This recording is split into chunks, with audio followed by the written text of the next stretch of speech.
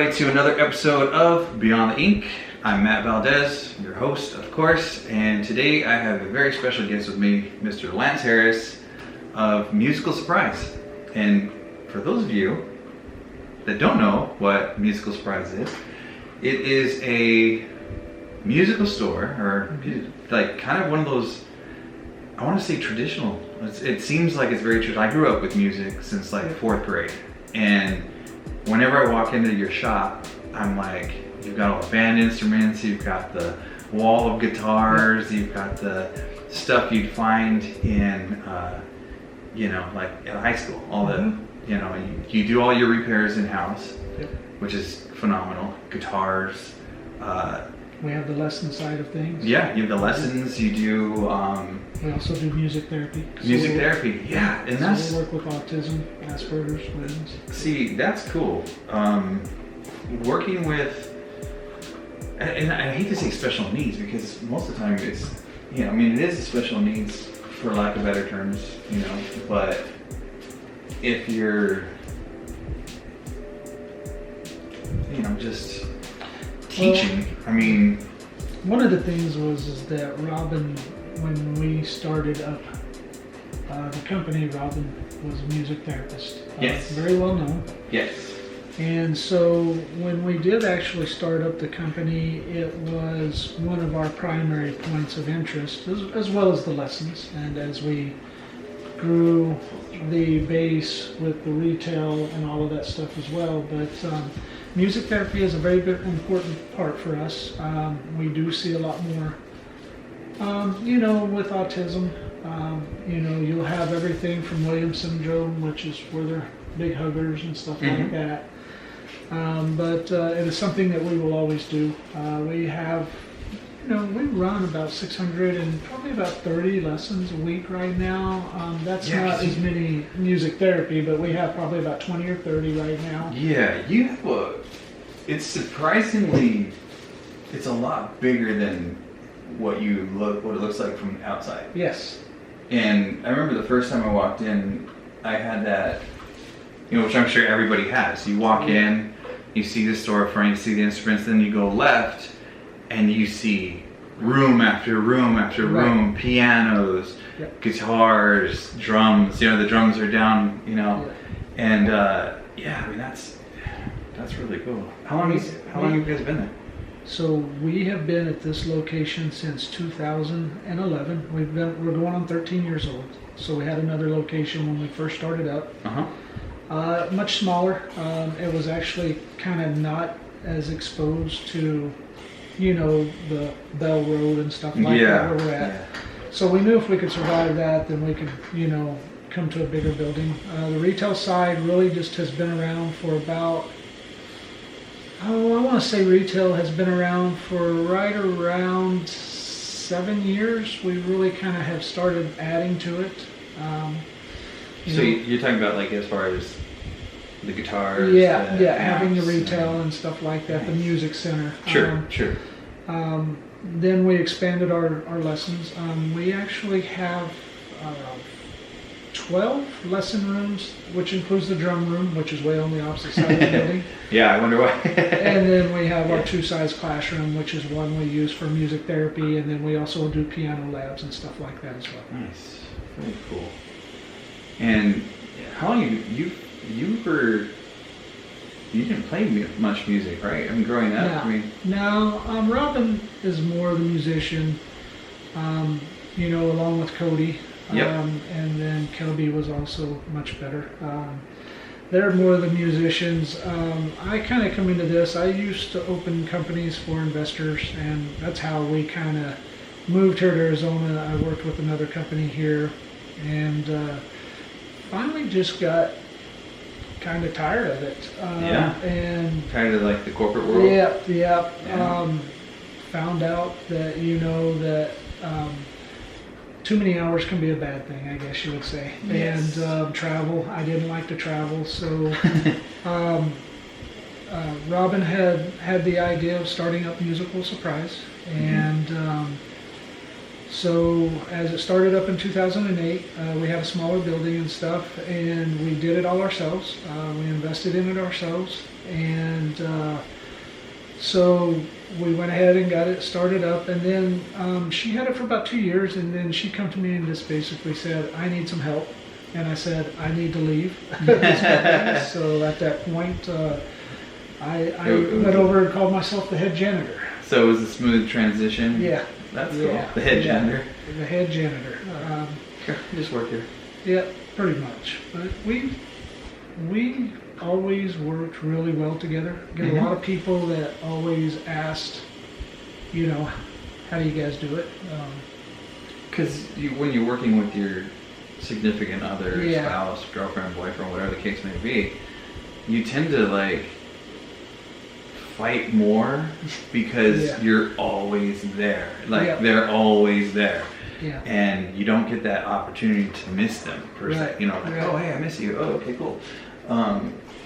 I could see you and say, how's your day going? How's everything else? You know, and but when you're with them 24 hours a day, 7 days a week. You know, it was really never like that with us because I think we each had our separate areas. Robin, you know, basically managed the teachers. Yes. And she kind of took care of that area, the marketing. It's funny because she is was a board certified music therapist, and you know, had her music education background. But the funny part was that she managed the teachers and did the marketing part. She was phenomenal on the marketing side. Yeah. I'm the marketing and management background. And I actually did the retail side, and of course doing the numbers and stuff like that. She was the CEO of the company, and of course I was the president, and then we managed it from there. We actually run with, right now we have 7 employees that work up front, and then of course we have 31 contract teachers. They do their own scheduling, we have the systems, all of that stuff. That's impressive though, 31 individual teachers. Like I said, guitars, drums, you name it. You want to learn from all levels though. Yeah. You have some phenomenal talent that works there. Yeah. I mean, they are all like family. But the fact that they're just their God's given talent is music, and you know, you walk in and you go, like, you're just blown away. Like I said, when I first went there, I was when I first found out you owned a music shop, I was like, buddy, we are going to become really, really good friends. And then you said, well, I want to get a tattoo. And I said, well, you may as well keep your money because I'm just going to give it back to you. I'm going to go in, I'm going to buy a guitar, I'm going to go buy stuff for my drums. You know, because everybody that knows me, that really knows me, they've known that I've played music since like 4th grade. And I started off, you know, classically trained, I guess you could say, violin, viola, cello. Didn't like it. You know, then my grandfather wanted me to play clarinet because he was a huge fan of Benny Goodman and Glenn Miller and Count Basie, you know, and so all the big bands is what I grew up with.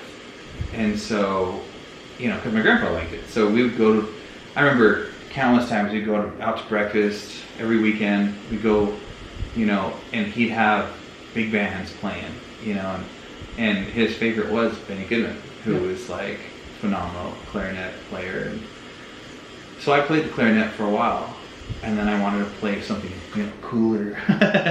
So I ended up playing like the saxophone, and then I learned how to play the drums and the guitar, and I'm relearning, I should say, guitar, which you got me a badass red guitar. It sits over there off the, you know, out of the camera view, but it's nice. I like that one, and it plays really nice. That was one that we actually got in, my son Cody and I. You know, we're pretty good at, you know, getting those actions, and really, you know, I went in, I was telling you, I rebuffed that up and all of that stuff, and pretty sweet guitar, it really is. I like that it has a few nicks and cracks, and you know, I think that's cool because, you know, you look at some of those older guitars and things that you, like the Strats and the other, you know, like you see them and they're used, they're worn, they've got some, you know, their pick guards are all jacked up. Well, we always say, if you have somebody that brings in a guitar and it looks brand new, and they tell you that they've been playing forever, they're not practicing enough. Yeah. So usually guitars are made to be played, so there's going to be scratches. It just builds character within the guitar. It does. Also means that you're maneuvering it correctly and you're learning how to play with it and stuff like that. Yeah. So we see it. All my guitars have scratches on them. It's just part of the deal. How many guitars do you have, or do you just? Right now in my house, I actually have. I think we've got about 8 or 10 guitars. Oh wow. Cody is a little bit spoiled. He has a. Cody's his son, by the way. Yeah, he has a Fender Strat. We have a Yamaha. Oh, that one's gorgeous. I remember seeing that one. Then of course I have my big 12-string 1976 Takamine. Pretty rare. That one is pretty badass, actually. Yeah. Then we have banjos, ukuleles, metal drums, baby grand piano in our studio, you know, which was Robin's. Yeah. So yeah, we have quite a few instruments. We don't really have too many dull nights, even now that it's just my son Cody and I. You know, we sit around and play quite a bit, and do lots of stuff. And that's good. Music is very therapeutic. Yep. As are tattoos. Yep. Yeah. You know, a lot of times people always ask, like, hey, where do you meet your clients? Where do you meet, you know, we met because our kids were in high school together. Yep, you know? football. Football. And we were, what was the Valley? No, it wasn't Valley game. It was, Jeez, that's been a while. It's been a while, but I do remember we were getting our asses kicked. It was, what's the red and gold one? The, Centennial. Yeah. It was Centennial. Yeah. And Dawn, another client, you know, introduced us. Yep. And she was like, hey. That was of the sophomore season, right? That was sophomore season. Yeah. And that was crazy because I remember I was like, hey, how's it going, guys? Yeah. Well, this is Matt, and it's usually how it happens. Like, hey, this is Matt. Matt does tattoos. You want a tattoo? and that's usually the intro. Yeah. You know, hey, I know a guy. Yep. And that's usually me. So. And then we got our asses kicked. Then we got our asses handed to us. Man, they whooped our asses. Well, not our asses, but our boys' asses. Yeah. I think we were all ready to fight after that game. Oh God, that was such a. I remember, you know, our sons were all pissy and. Yep. Throwing fits on the sidelines, and you know, and yeah, that was a good time. But you and Robin wanted some tattoos, and we came in and designed a few things, and got the guitar, you know, and that was the first. Well, we had. Or was it the dates? No, it wasn't the dates. It wasn't the inside. It was the guitar, because what had happened, actually it was their junior year, buddy. Because what had happened is that you also knew about me and Don from the loss of our son, Kelby. Yes. And at that point, that's when you and I sat down and talked. That's right. And then we just become fast buds from there. Yeah, pretty much. That's right. I mean, you know, again, and I've said this before with, you know, tattoo art, there's always a story. There's always that, and again, hence Beyond the Ink, that's what we do. But when we had talked about, you know, the loss of your son, you know, he was what, 19? Kelby was 19. He was 19 when he passed. And you know, my son and him were in the same grade. You know, he and Matthew were in the same. Yep. And so it was kind of like they had some of the same friends. Yes. And you know, it's one of those that, like, okay, you hit very close to home. Yep. And then I got to know you guys, and it was fantastic. Like you said, instant click. Like we're just. Well, the first time over here, what did we spend? Because, you know, I was really stuck on doing something with the date you know, and the Yes. time. Yes. But every time that we would talk about it, we spent 3 hours, and Robin was here too. Yes. And I would start to go to tears, and then I took a little bit of time, Yep. and then we come up with the guitar design, which Yes. is Cody has, and then Robin had Yep. on Yeah. her arm as well. Yeah. All three of you Yeah. have tattoo and Yeah. had the tattoo that was designed for him. Yeah. And it was cool because it was like, you know, just designed specifically. Yeah. Again, we're here for a couple hours. Yeah. People Just call right. them consultations because my consultations usually last a long, long time.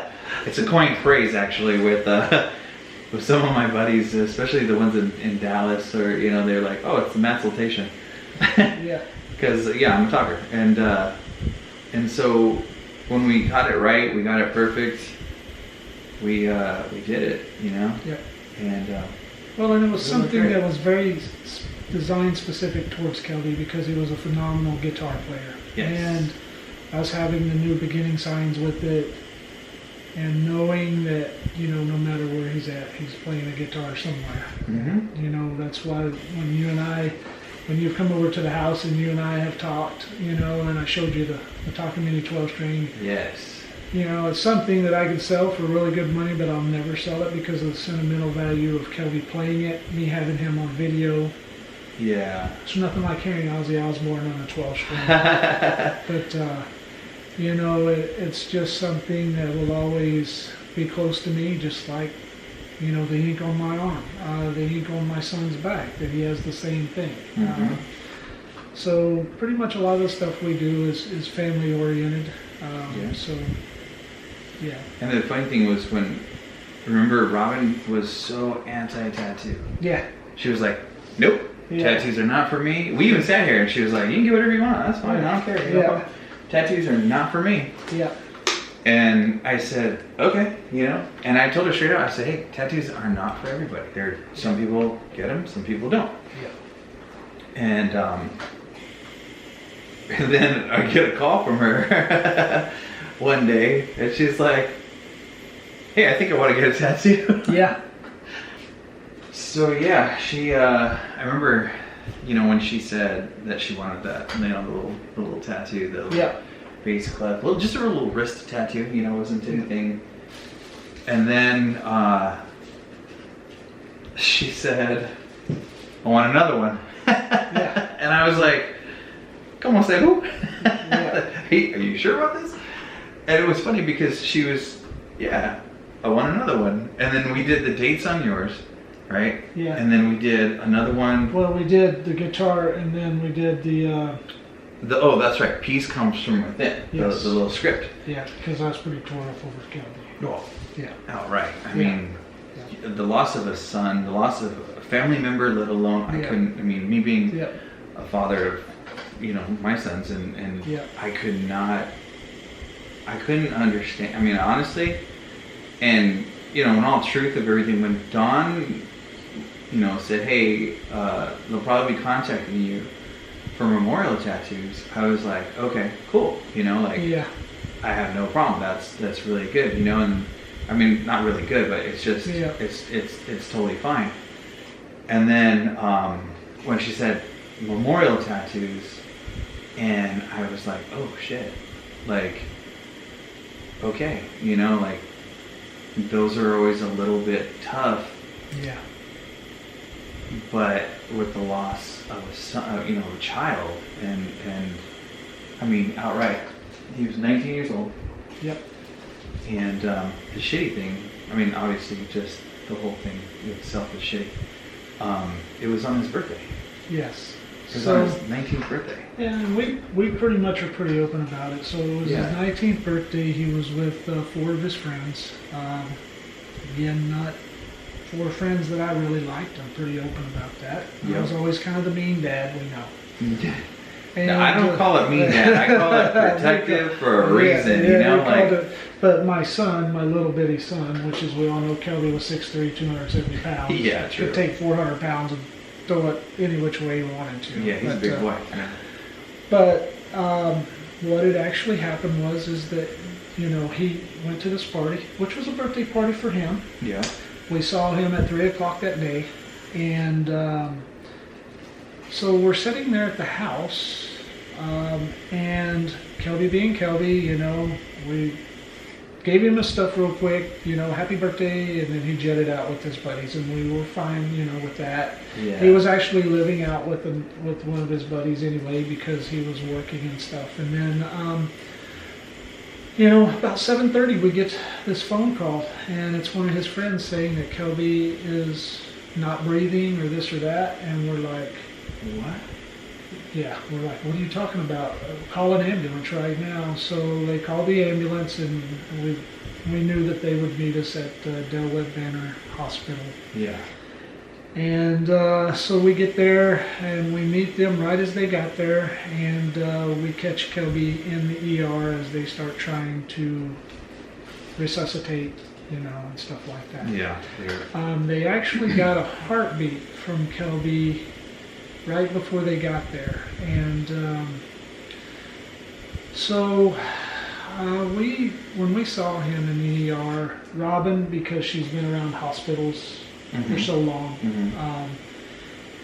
we knew the scan, and we looked at his brain scan real quick. The doctors were great. They showed us, and we saw swelling on the brain, and so Robin was automatically, this is not good. So we knew we were in for a haul. We actually had him moved upstairs, called family. We didn't know really what the results would be, but we knew that it was going to be a miracle if he pulled through. We're from Oklahoma. Like I always tell you, look like a hillbilly, act like a hillbilly, not dumb. And basically, we went through a 4-day process, all while trying to make sure that things were normal with Cody. He had a football game that Friday night. We were all there. Everything was in slow motion. We tried to do a cool down procedure, which took 24 hours, and then we went to warm him back up to see if it would jumpstart any brain activity. Unfortunately, it did not take. And Friday after the football game, you saw me there breaking down. I did. And then actually, Cody had went back up after his football game and had sat with him for a couple of hours. We were so exhausted we went home because we were going up the next morning because we had agreed. Kelby was an organ donor. That was one of his wishes, and we had agreed that we had the DNR. We had specialists come in and look at his brain, and he said there's no activity. So we were just kind of hoping through. They were doing the running blood transfusions and stuff, and we were trying to see what the next step was. But in the midst of Cody, he came home, and he wasn't home an hour, and they called us and said that he's starting to tank. So this was when the really hard part happened, to where we manually kept Kelby alive for an hour and a half. Yeah. We were waiting on the OR team because we wanted to respect his wishes to be an organ donor. We did have Robin's parents there, and then of course all my family's waiting in the wings. And so as we basically went through and kept him alive, manual pumps with the oxygen for the hour and a half, the OR team got set up, and then we knew that it would be a very quick moment. We took him off of life support. We had the heartbeat monitor. We stopped pumping the oxygen, and then the hardest part of your life is sitting there watching your son come down to his last heartbeat. And as we talked about, when you see the life leave somebody, when they go from pink to gray and it's in a straight line running from head to toe, it's tough, yeah. And then of course I have my son and my wife next to me, and and then at that point, I'll never forget this. There was 2 things that happened. I asked the doctor, I had 30 people standing around there to get ready to take his organs and run him down. You literally have 5 minutes. Yeah. And it was important to us that we were able, we actually saved 3 other people with Kelby, and it was important to us that happened to respect his wishes. And but the selfish, I mean, us Yeah. being Yeah. humans Yeah. and being selfish by nature, we want every last bit of time. yeah, yes. And I totally understand that. So as I asked the doctor, as we were standing there, and it was totally silent, and you know, her parents were sitting over there, and I said, what time was it that he actually passed away? And he gave us the time, and then, you know, the question that everybody always has when you're sitting there and everybody's looking at you, I just basically said, because I didn't know, numb, in a haze. Yeah. And you know, what do you, and this is where reality will hit you right upside the face is. You know, I said, well, what do we do now? And they basically say, you can go home. And that's the longest walk to your car. Yeah, because Yeah. you are not going home. Yeah. Everyone. My kid, yeah. So that happened in 2017, very hard on us. Everybody at the studio, their life family, have been, I mean, they were absolutely so supportive. Everybody surrounded us. You know, Yeah. it really hit me hard as a dad. You know, we've talked about this in life. None of us get out of this alive. Nope. We all die. We all know how the story ends, and However, there is an order of synchronicity that you hope that happens. You hope as a father that you never bury your son before you. yes. And so, you know, we had to go through that. We had to do actually two different, you know, we do cremation. Yes. So we had to do two different funerals for Kelby, one for his friends and then one for family. Lots of people. You know, it really, it made my heart swell to know that he was loved. You know, but you try to get through it the best you can. And of course, our luck, somebody backed into my pickup at the funeral. Yeah, one of his friends. Oh, one of his friends. He's like, you little bastard. Yeah. But you know, it's the worst thing that can ever happen to you. But it also made us open our eyes, even with our family. My family's dysfunctional. I love them all, but you know, we kind of come together and said, hey, it's time to, you know, make amends, and this is, you know, what happens, and it really does open your eyes to lead your life really differently. Correct. And to, you know, make sure that you're leading a good life. So, you know, Robin and I, when you get to something like that, you really want to truly know. And what we kind of found out from some of the people at the party and stuff like that, that Kelby actually laid on the ground for about 25 minutes after one of his buddies basically said, here's a pill. And we come to find out that we think that the pill had fentanyl pressed into it. Yeah. So you and I have talked about all of this pretty hard, and, you know, trying to make sure our kids don't take anything they're not supposed to.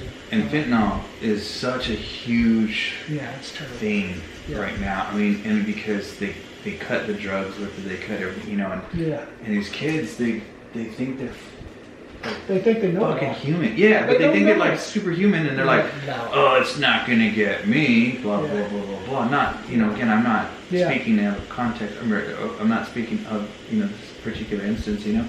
I'm just thinking in general, Well, like there's a lot of kids that do that. Yeah, that's the way they think. It is what it is. It is. I mean, They what, think you and they're I were gonna die. 19, Yeah. we were very, you know, piss and vinegar type thing. Like, you know, like, you didn't think, you didn't question your own mortality. You really not didn't. At all. Never. And I know, you know, hey, Kelby, great kid, phenomenal musician, Great just athlete. just an all the way around good kid. But yeah. the fact of the matter is these days and times, sometimes kids are just more risky. They just try more things. I know for me, you know, I talked about, I never could. I don't even like getting my medicine from CVS. I could never do anything from somebody outside. I'm the biggest puss when it comes to taking meds. Everybody, again, that knows me, I don't take meds. I don't like them. Yeah, I just, same way. You know, but I don't, you know, again, I don't drink, I don't smoke, I don't do drugs and stuff like that. But as a kid, I mean, we're all fuddy-duddies, aren't we? Yeah. I mean, as a kid, what happened? I smoked weed, did stupid shit. Yeah. Just like anybody else did, but I probably have pissed more swimming pools full of beer than most people could ever think about drinking. But nowadays, like we talk about, I'm old, I'll drink a beer about every, a couple weeks. Yeah. And then I feel bloated and want to go to bed early. Or I've got to take a gas pill because this thing didn't sit where the barley, wheat, and hops didn't sit with me very well. Yeah. That's and like you said, it makes you open up a whole different perspective on. Well, it definitely makes you very, very protective. And I think a lot of people besides us felt that, people that were close to us and they saw us going through it. And the thing is you'll never really get complete answers, and sometimes that's very hard to live with, Without closure. Without closure. For me, it really made me have talks with, Cody, which is Cody, my other boy, is 19 going on 40. Yeah, he's the same age as my son, Evan. Yeah. So it's like Matthew was in the same grade with Kelby. Yep. And Cody and Evan, I mean, we're all 4 years together. Yeah. They were... Did he go to Western Peaks also? Or did he go to... No, he went to Marley Park. Oh, okay. Yeah, they were in Marley Park. So. Oh, okay. Because I was going to say, I thought maybe he had gone to the same junior high, and... No, they played Western Peaks in the flag football and all that stuff. So, we had to do all of that stuff. I remember all that. Yeah. All that crud. Yep. That's crazy. So it has been an experience. It's an experience I would never wish on anybody. Am I the only person that's gone through that? No. But probably as we get more into the story, then I probably will be some of the few that have, that have had some interesting going turns through what of I've gone events. through. Yeah, and the thing is, like, going back to Robin, she would talk about, when we sat and did the consultations or consultations, we would talk for hours. Yeah.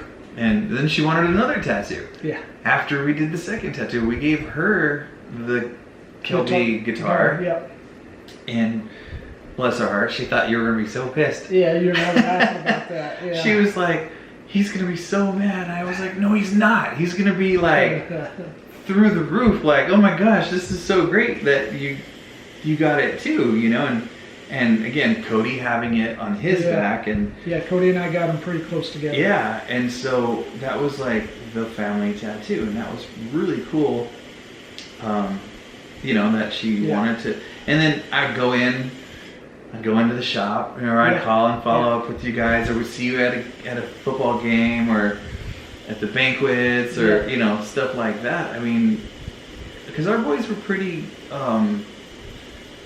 They were good friends, So it was like they got along really well. And Evan, Cody and Evan always hang out together. Cody would come over here when we were getting stuff done, and him and Evan would sit in there. Yeah, him and Evan would just be chilling and having a good time, and that was always cool. And I'd see you guys at the shop, at the music store, and kind of hover around and bug, and we'd go, look at all these cool. We'd go to lunch. Yeah, we had some lunch. We chopped it up a lot about like just life and everything, and that was cool. That was a lot of fun. And then I remember Robin saying, "I want another tattoo." Yeah. And I said, "No shit." Yeah.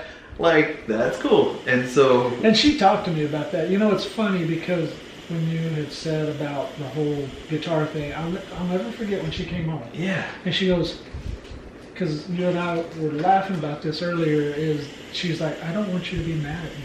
Yeah. And I said, well, I'm not mad at you. Well, what's the deal? She goes, I got the guitar. And I was like, and you could just see this sense of relief over her face. I was like, that's awesome. That means that you're closer to me. Yeah. We were. You married, what, 24 years, right? 25. 25 we years. Celebrated our 25th this year. High school sweethearts. Yeah. The quintessential. Yeah, we met actually in college. If I wouldn't have married Robin. But you knew her in high school, right? We knew of each other. You knew of each other. Yeah. Okay. But I really did not meet her. You know how I met Robin? So I was bartending. And worked at a big bar. And so when you're 21, you get a free drink. Yeah. So this beautiful blonde-headed girl comes up, and we're slammed. We were slammed all the time. Mm-hmm. Great paying gig. And there was another guy that he and I lived together. His name was Lance too. So the two Lances, and we he went to Cordell, I went to Mountain View, and Lee Robin went to Eakley, and it's Oklahoma. And so she come up, she's like, I'm 21, I want my free drink. And I was sitting there thinking, you lush. Because we would always do that. I was like, these lushes, you know, so I made her this drink. And then we kind of talked a little bit. And then I was like, so the very next night she was out there, because of course when you're 21, right? And it was my night off. Oh. And I saw her out there, and there was this big old cowboy with his cowboy helmet on. And had his arm, you know, kind of around her chair and stuff. And I was like, well, maybe that's her boyfriend or something, you know. Yeah. And so this other girl, Nina, that worked there with me as well, I was like, hey, is that her boyfriend? She's like, no, the guy will not leave us alone. So I went up there and asked Robin for her phone number because I didn't care. And so back then, in those days, we didn't have cell phones or anything. So she's like, well, if you really want my number, this is my name. And I was out there with a bunch of guys. We were partying it up. And she goes, this is my name. Look me up in the phone book.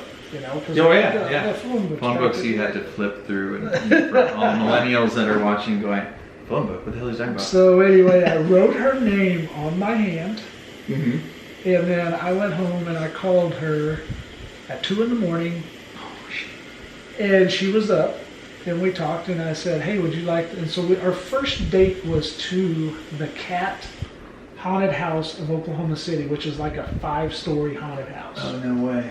And here's how I won her over. When we got in the haunted house, I told her, I said, listen, this is going to be a maze. I said, when that dude starts that chainsaw up at the end, I'm not sticking around. Here, just going to let you know, so we go in the movie, I run that way. And so we get to the end, and sure as shit, that guy's sitting there trying to start that chainsaw. Well, we got to start it up.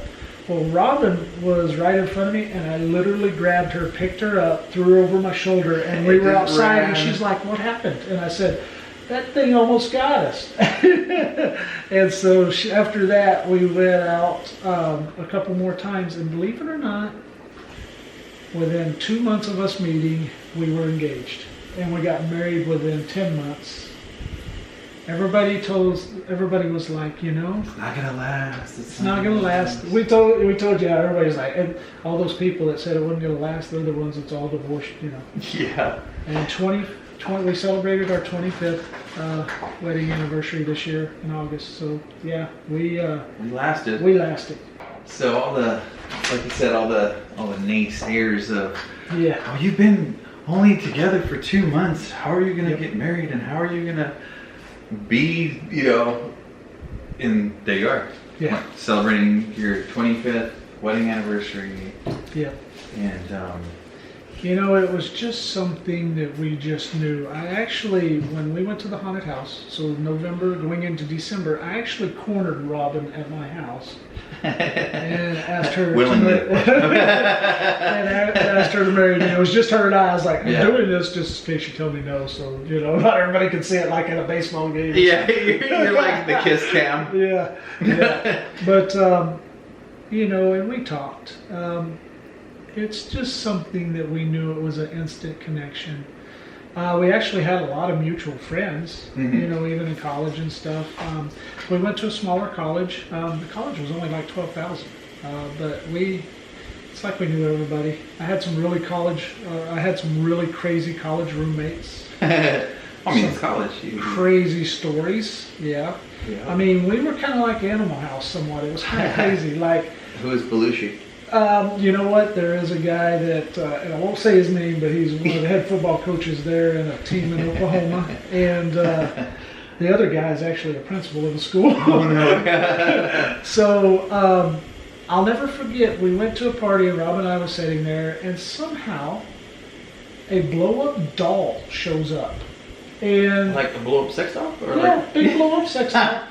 Her mouth was like, you know. Yeah. And the next thing I know is Robin and I, you know, we were already starting to act kind of like an old married couple. We said, we're going back. And this is before we actually got married. Yeah. And the next thing I know, the door opens. We're laying there in bed, and we're actually talking. And so everybody's pretty, blitzed. Mm-hmm. The sex doll Pretty comes in, and the schmender. guy has him on her lap, and he's like, Harris, look at my new girlfriend. He has the doll. Yeah, he has the doll. And knock it out, man. and even the next day, we were walking, and this will tell you how crazy and how fun my college days were. There's a guy that pulls by, and he's honking his horn. He's like, Harris! And he has the sex doll riding in his passenger seat. He's like, look at my new girlfriend. This is how much fun we did have in college. Probably too much fun. Oh my gosh. And we're laughing, and that sex doll kept showing up at party after party after party. And I was like, can you imagine if you had social media back then? yeah, It'd be like hashtag. She'd be in all the different pictures of like all your they would have thought we were Animal House probably back then. I did have a really good college. Too good because Robin is a year younger than me. And I graduated with 130 hours. Robin graduated with 180 because of her music therapy degree. Oh yeah, Being a board certified music therapist and all the hospital internships. We walked the stage at the same time. She told me, she's like, you need to get out of school. So if it wasn't for Robin, I probably would not have graduated like I should have. Right. Thank you for getting me out of bed to know that if I just went to class, I can make A's. So I could do this. Yeah, I could do this. It's something that's doable. Yeah. Well, that's cool. And our story basically just blossomed from there. Well, in 2008, she basically said, it was 2006. She said, I really want to do this company because this town needs a music lesson place or a music studio. And so we talked about it. And so we started the process of getting Musical Surprise together. Robin come up with the name Musical Surprise. Yeah, which is a great name because being surprised, Yeah. Duh. We love the city of Surprise, but to open a small business, if you know, is a pain in the freaking ass so here. hard. Well, It's because of all the freaking snowbirds and the oldies let's come just- around time when it's not against old people. I love it. But there's so many that come in only for the certain time, which happens to fall in November. Yeah. And the cool down period for these guys is always election, and they always vote in such horrible things that are like, dude, you don't live here. Yeah. You don't know what's going on. Well, and the thing with the city of Surprise, and I won't harp on them too bad. Sure, no worries. But they're a 4-day a work week. City. Civil city, government employee. Yeah. And I'll never forget this. So we had the little building we were renting. We were having to do a build out on it. Invested our own money. Those freaking people that do the inspections delayed us a month and a half over a $200. And this guy pretty much just told Robin, we'll get to it when we get to it. She come home crying one day. Oh man. And you know how our philosophy is, and we've talked about this a lot. Because the one thing that we were proud of is, again, it was a woman-led business. And so these jerks basically almost put us out of business before we even started. Yeah.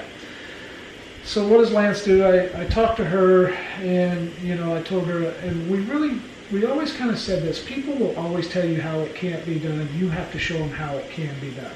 Absolutely. And then our other motto, which is persistence breaks resistance, or get pissed off. And absolutely. And so I went down there and I basically told the guys, like, listen, it's going to be a shame that I have to sue you, and I'm going to look really good in this big music studio in your $8 million facility, you asshole. Yeah.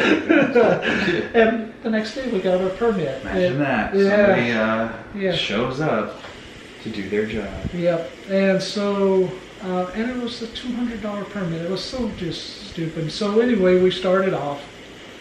And, Robin went through a lot with the city. I mean, people, when she was looking for buildings, they would say, oh, this business isn't going to work. This isn't going to work. And this is where we had these talks. Again, they tell you all the things that, can't happen. But I always look at it as everything that someone tells you that you can't do, it's because they can't do it themselves. Exactly.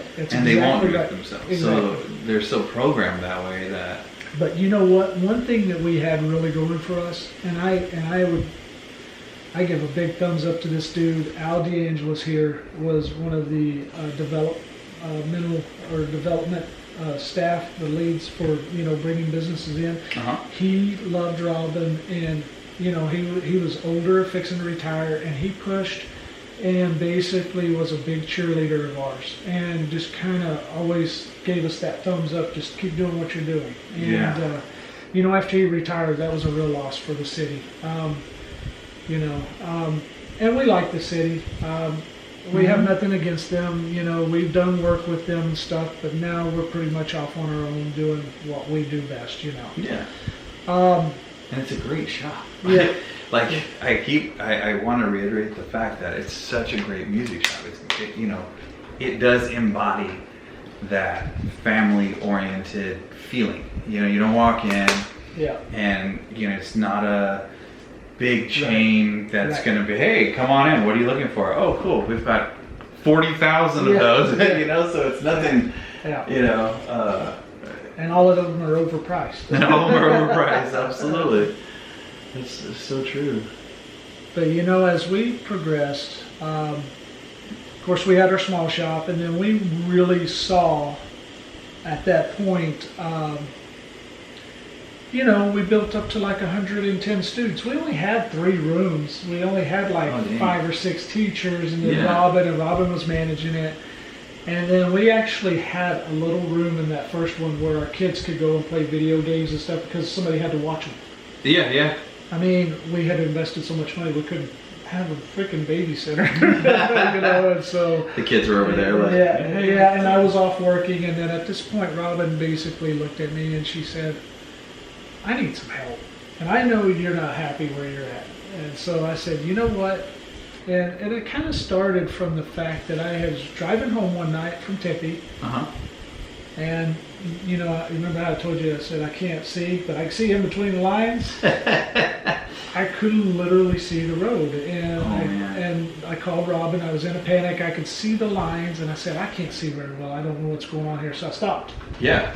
And that's when we found out that I was a diabetic, you know, oh, shit. 10 years ago. And I went to the eye doctor, and he said, "Hey, you got blood sugar in your eyes. Or you got sugar in your eyes." And he's like, "You need to go to the doctor now." Well, I went to the doctor. Come to find out, my blood sugar was 610. Oh, damn. They're like, "You had a stroke yet?" And I was like, "They're like, how are you standing? Yeah. How are you standing up?" So my doctor's like, "You need to get that down immediately." So, you know, of course, I'm a type 2, and I manage well now. But we really at that point decided I was going to go to work for Musical Surprise. Yeah. So it's funny that, like, after she's got her degree, you know, she's helping music therapy. To me, it's incredible. I think it's, you know, it's underrated. You don't hear a lot about it, or at least most people don't hear a lot about it. They think more occupational therapy. They consider it? No, people think more of occupational therapy than what they don't understand what music therapy really does. Oh, okay. So there's that whole, I don't want to say fight, or, you know, it's like just misunderstanding. It's more of a who's more important type thing. So throw a little more hustle butter on here, which is fantastic. God, I've been using hustle butter for like 6-7 years, maybe. I don't know, longer. Not the same thing as nut butter. Nope, definitely not the same thing as nut butter.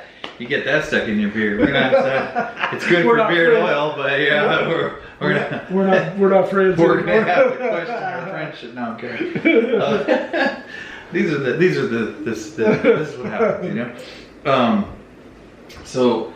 So being a music therapist, you know, and then going in there, and you know, I remember when she asked me again, you know, she called me afterwards and was like, you know, so sometime after the guitar, actually before the guitar, she had wanted her other, you know, another tattoo, and it was a mandala with a sun and a moon with the compass, you know, going through, and it was really cool. I was like, okay, cool. And we sat here the first time she came. I was all set up and everything.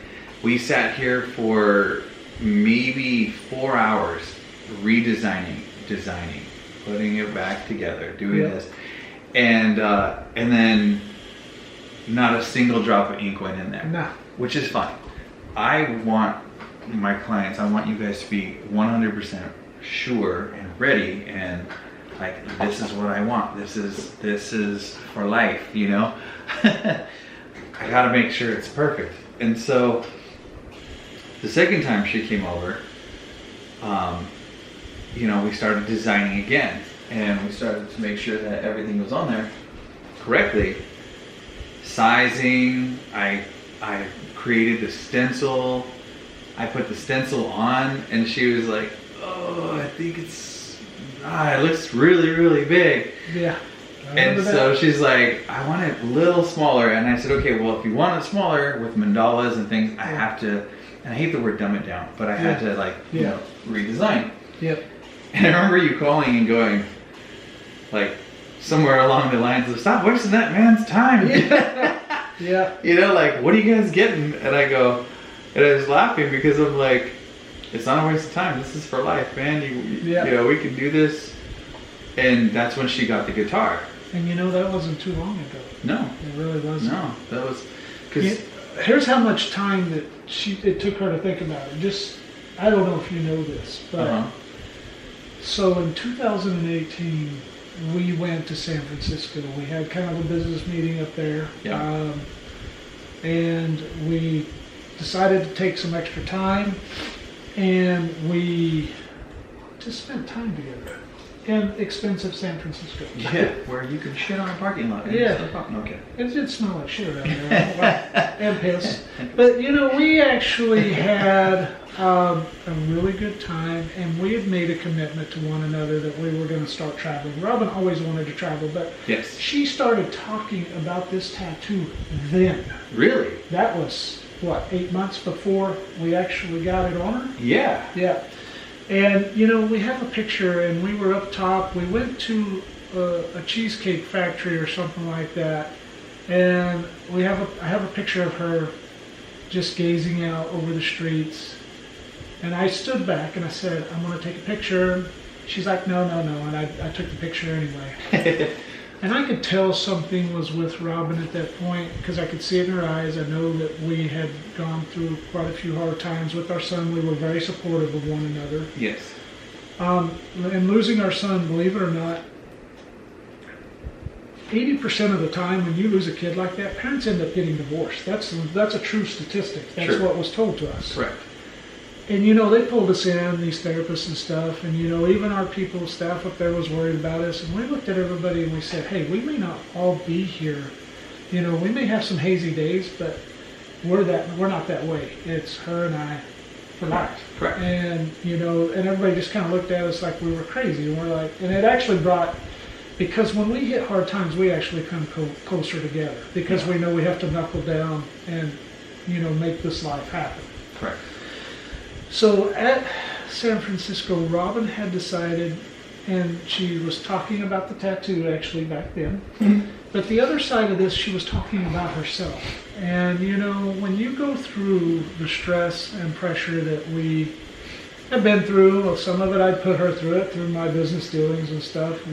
As we got older, we gained some weight and stuff. But Robin told me, she says, I'm going to start working on myself. And I looked at her and I said, I think that is an absolutely awesome thing. Yeah. You know, when you look at somebody and you truly love them, you see their mind, soul, body, spirit, and know. And, you know, from that point forward, which is, you know, Robin lost 80 pounds. Yeah. Looked totally different. I mean, it's pretty crazy. I still look the same, but hey, you know. Yeah, I always say that too. I'm like, hey, look, you lost 20 pounds. I found it. Yeah. But then at that point when she started talking about this tattoo, and what it really truly was she kept talking about finding a direction in life for her. This tattoo was more for her, and it was about her finding her direction in life. She wanted to go hiking more. We started going hiking and stuff like kayaking, which is really cool. You saw all the pictures on the old Facebook and all that stuff. Yeah. And then from that time, we went up at another business meeting in Boston. Mm-hmm. Again, she's exercising. She started the keto diet, which really, truly does work. I have to promote that. Okay. But she was really strict with herself. And we went up to Boston. We had such a great time. I got really, really drunk up there though, because we're up there with we do a private consulting group with musicians. These guys have big studios, like up to 3,000 students and stuff. Oh, wow. And matter of fact, those guys actually, you know, are really good friends of ours, and we're all really good friends, and we bounce ideas off of each other. We have our own private group and stuff like that. Yeah. So it's a really great group of people. And we had just such a phenomenal time for, 4 days. And actually, while we were there, Robin took me on the Freedom Trail hike. I couldn't even hardly make it. It was like 7.5 miles. We were freezing our butts off in February. For 3 miles? No, it was February. No, it was April. And we were freezing it was April, because we were freezing our butts off. And it was like 40 degrees, but we walked 7 miles. I saw Paul Revere's house, we went through all of that stuff. All that stuff, yeah. Which was really awesome. Loved Boston. Such a great city. Me too. Man, it is freaking awesome there. I just couldn't drive there. Yeah. Those dudes would kill me driving. They honk at every little thing. But right. So in the progression of this, we were starting to kind of travel, spending more time together. Yeah. And and then she came and got it done. Yeah. She came over. After that, she came over and got that done. And got it done, and I redesigned it. Yeah. She had said, I really like it. Yeah. I think this is the one. And I said, do you think? And she goes, no. I know this is the one. Yeah. Because the words I think, when they come out before the tattoos, I'm very reluctant to do it, because I'm like, I don't want you to regret it. Yeah. And I'm always saying, if you're 99.9% sure that you want this, don't get it. Yeah. Because you'll end up not liking it, and something about it will end up being, not right. But she loved it.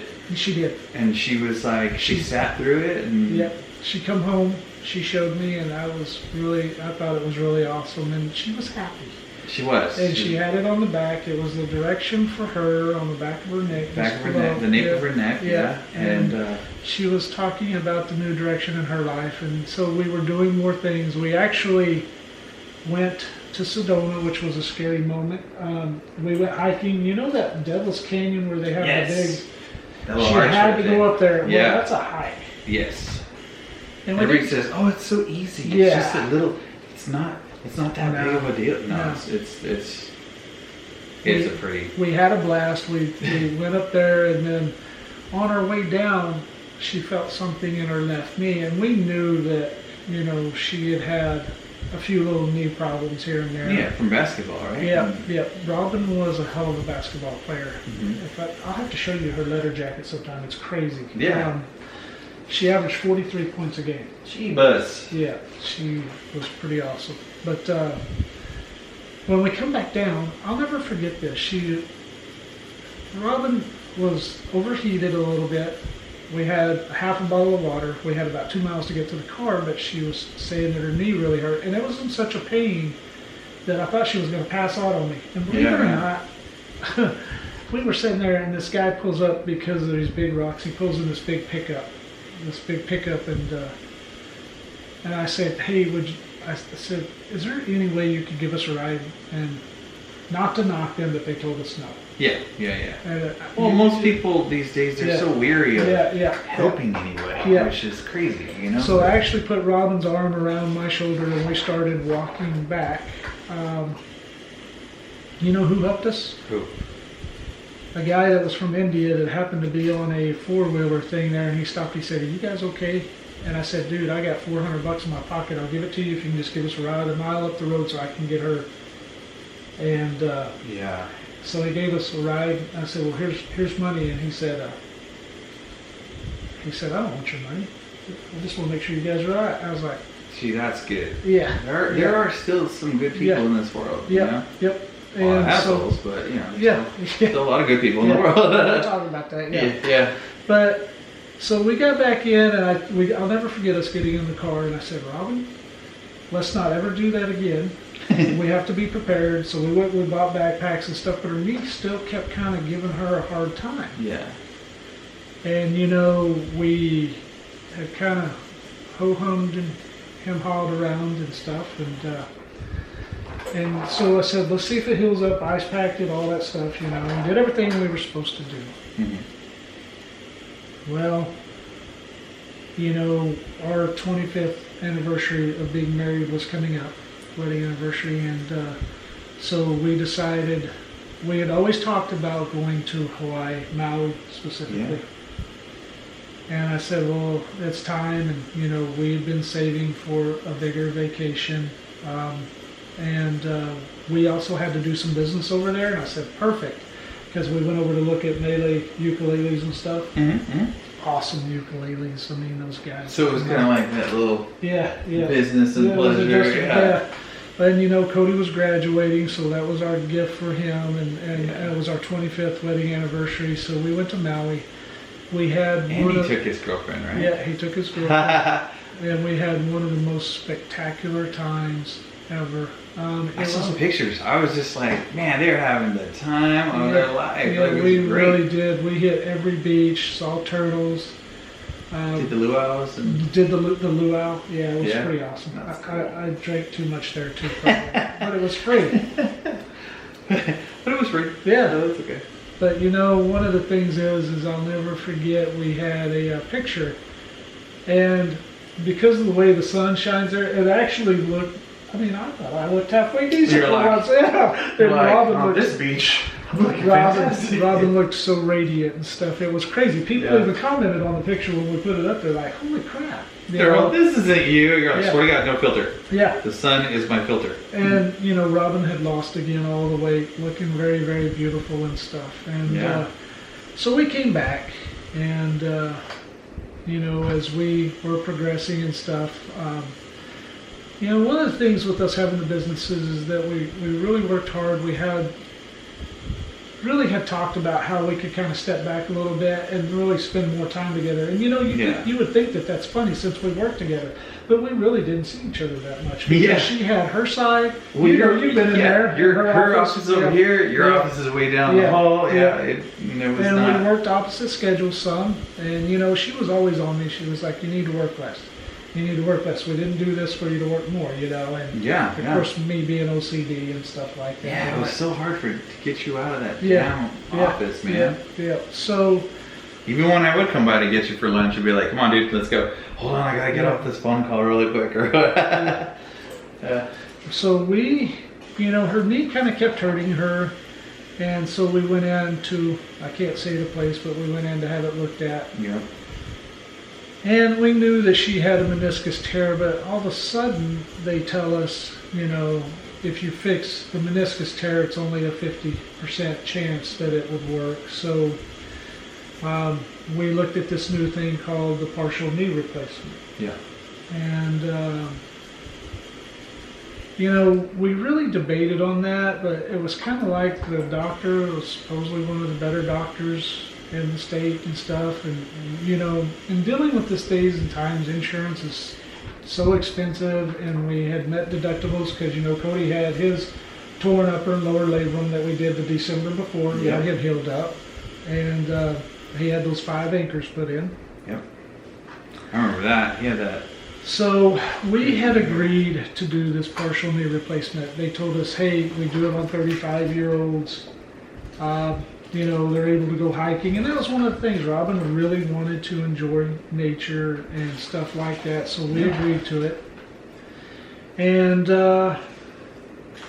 matter of fact, we had, in September, we had scheduled it because our insurance was going to change in October and all that good stuff. You know how you try to rush through things. And, but we did our due diligence pretty well and did what we were supposed to do. We even talked about getting us, tents and stuff like that. And I said, well, let's just wait until we make sure that your knee and everything's okay, and then we will kind of get in. Commence to the hiking and all that stuff. Yeah. So the twist in the story, which is we go in on the 21st of September, and Robin has the partial knee. It's an outpatient. Yep. So she's in for 45 minutes. One of the things that I specifically remember saying very clearly is, you know, and I'll never forget this, looking at the doctor and basically saying, hey man, we've lost a son, I just want to make sure. He's like, oh, we do this all the time, you know. Okay. Thought we covered our bases, went through everything, and she went in on the 21st of September. Was done with the surgery in about 45 minutes. However, you know, we had talked about Kelby before, but, you know, when they were trying to wake her up and stuff, she was screaming Kelby's name. So she had a little bit of a hard time waking up. From the anesthesia? Yeah, from the anesthesia. And so we, you know, I'll never forget, I had her car and they wheeled her out. They gave me all the information. You know, I felt like, golly, it's kind of soon, you know, but I guess that's the way they do it. That's the way they do it. She come out looked like she was hungover for 3 days later straight, you know. That happened just recently with my I don't mean to cut you off, but like it happened just recently with my son and he just had his first daughter, and she had an emergency C-section. Yeah. And they were like, I'd gone over there barely 24 hours after. I remember that. And they were saying, hey, do you want to take mom with you? And I was like, she just got ripped open. Yeah. Emergency C-section. They're like, yeah, but she's doing remarkably well.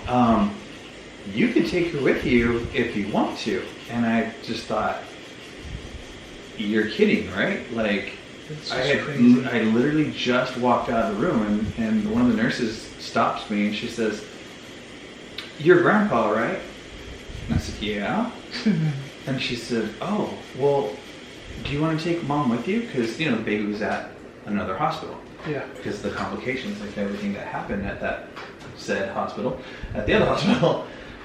And so I was very reluctant to take her out of there. But, you know, my future daughter-in-law was saying, I can't be without my baby, you know, like, and baby's over in ICU. Yep. And that's a whole different story. We've been done that with our 2 kids. Yeah, and so she's over there in the NICU, you know. Now the nurses are like, yeah, we can send her home. And I'm just like, you're freaking crazy. Like, you know, and getting back to it, they rushed her out. And I was like, holy moly, you know. So we go home.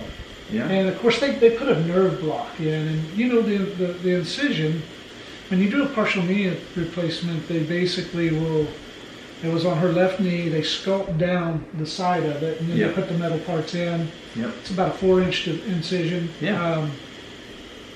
And then they fixed the meniscus tear, and they did all this because they said she had arthritis, and they kept just insisting that if we just did the meniscus tear, that it wouldn't, you know, there was only a 50-50 chance. Yeah. So we get home that Saturday. She's actually sending emails within an hour. Yeah. And I remember seeing her on Facebook. Yeah. I'm thinking, holy crap, this thing's going to go much easier than we thought. Yeah. And so, you know, of course, she's hobbling around in her thing. I'm taking care of her, and you know. Saturday goes off well. She sleeps pretty well. It took like a degree for us to figure out the 6 prescriptions. You know, we read through everything, did everything we were supposed to do. Correct.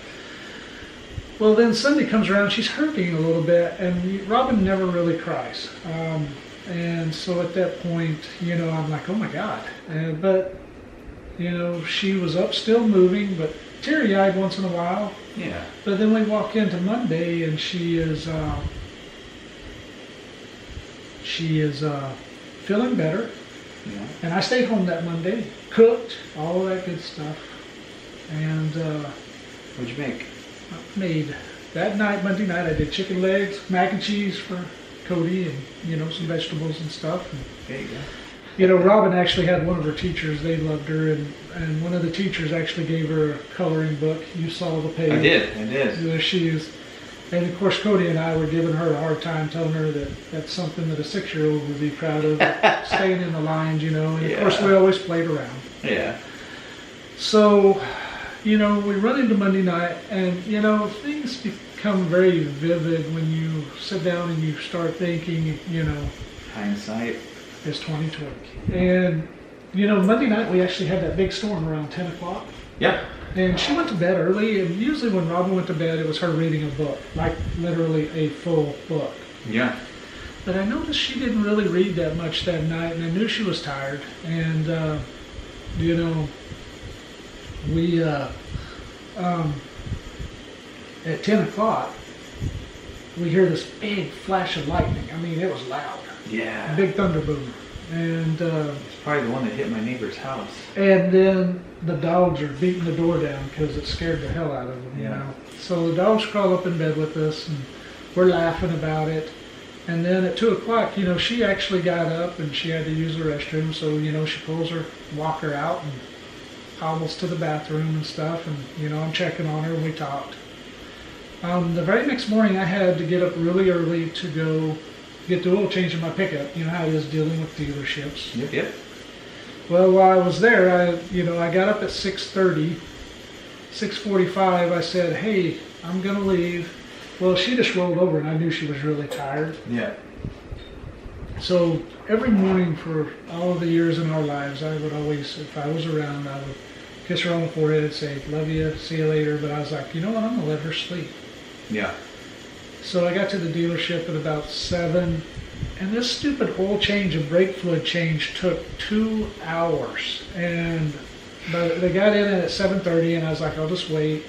You know how it goes. Yeah. And so at 9:25, Robin's getting ready to go hit her first therapy appointment with Boudry. We know those guys and stuff. They helped out.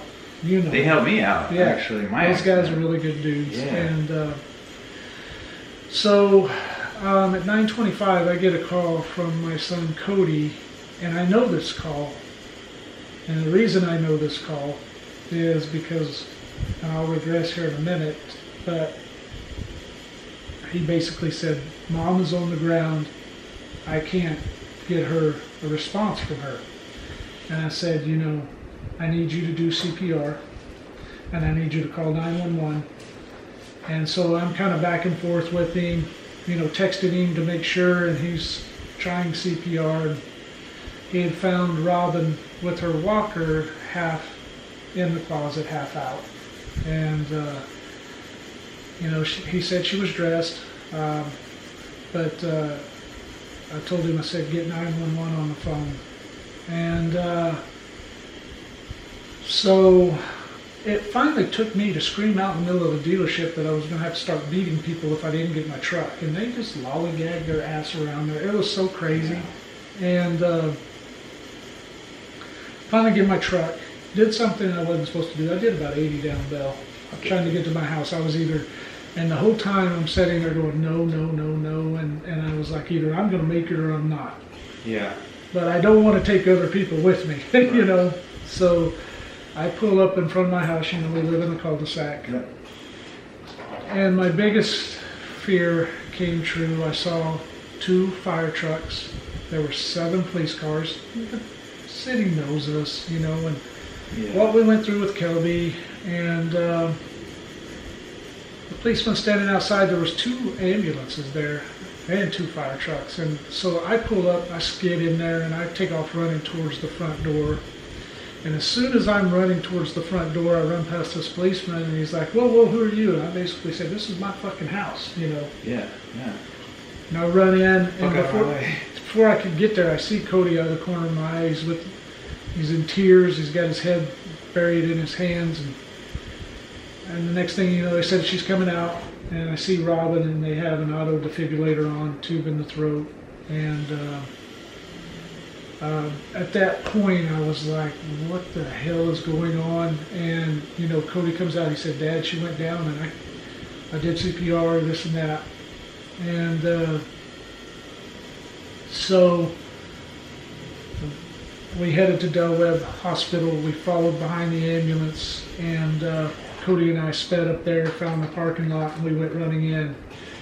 And I knew that it was going to be not good. When I went up to check in, I said, I'm Lance Harris, this is my son.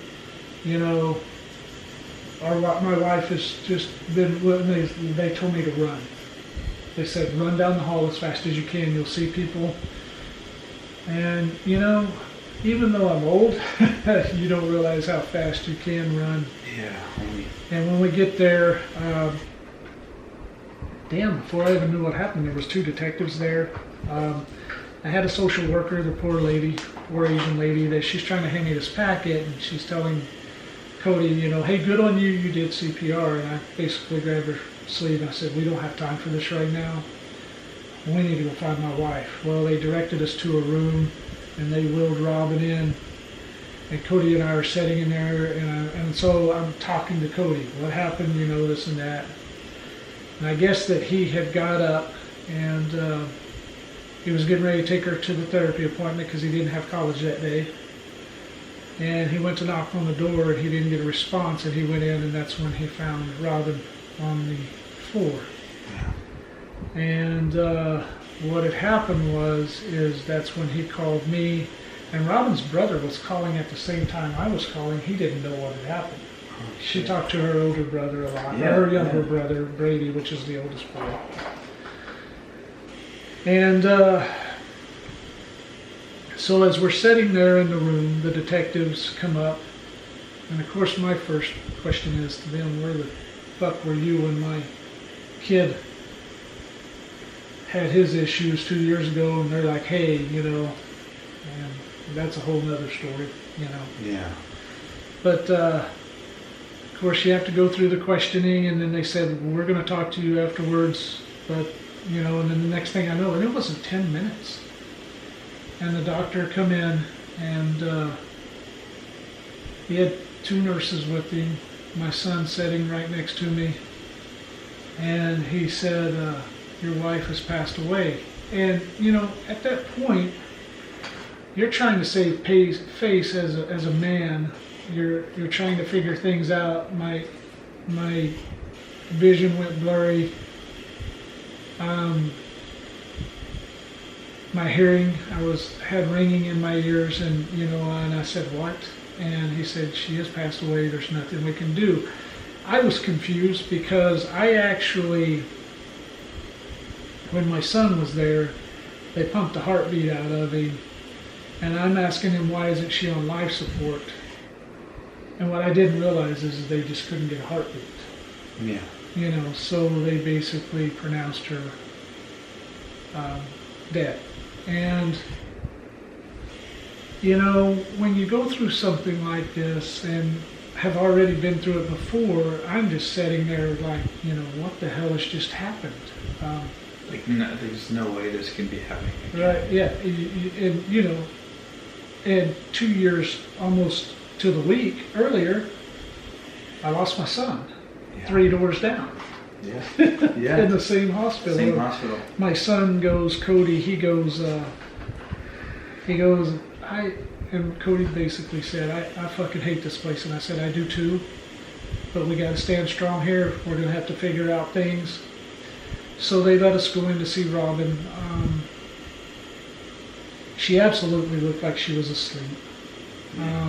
She had the tube still in her throat.